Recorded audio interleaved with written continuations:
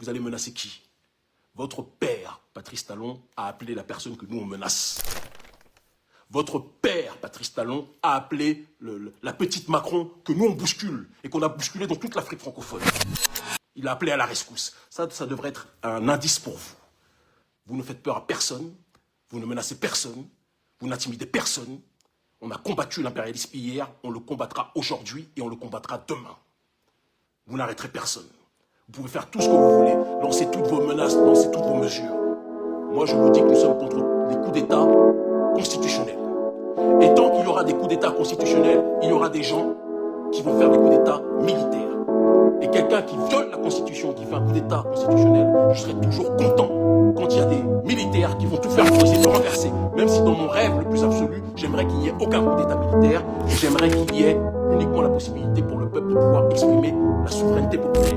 Il est très important qu'on le dise, parce que dimanche, j'ai tellement souri quand j'ai entendu le ministre de l'Intérieur qui disait tout est sous contrôle. À ce moment-là, quand il disait tout est sous contrôle, il mentait.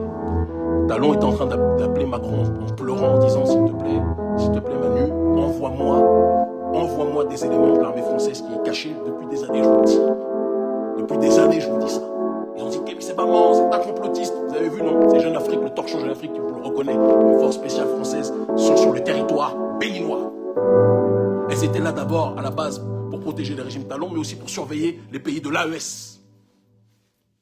Tout finit par se dévoiler.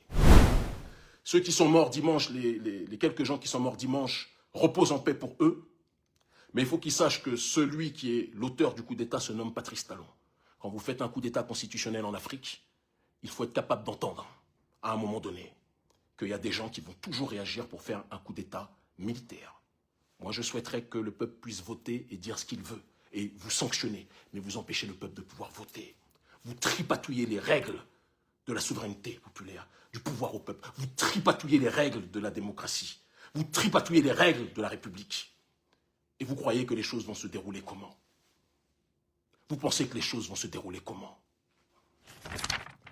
Donc, ce qui s'est passé dimanche, si Talon est lucide, il fait des assises nationales. J'insiste dessus, pour que ce qui s'est passé dimanche ne se reproduise plus jamais. Et c'est, à la limite, ce qui serait le mieux. Mais comme on connaît Talon, qui est le symbole du capitalisme le plus violent, le plus brutal, le plus hystérisé, qui est le symbole de l'arrogance. Frantz Fanon parlait du fait que tôt ou tard, le néocolonialisme, ça serait la transmutation. Le colonialiste blanc céderait sa place au colonialiste noir. Et moi, je rajouterais même plus, qu'il y aurait un concubinage incestueux entre le colonialiste blanc, Emmanuel Macron, et le colonialiste noir, Patrice Talon. Nous sommes dans cette réalité. Et vous pensez que tout ça va durer éternellement? Abou Ben Riou n'est pas bête.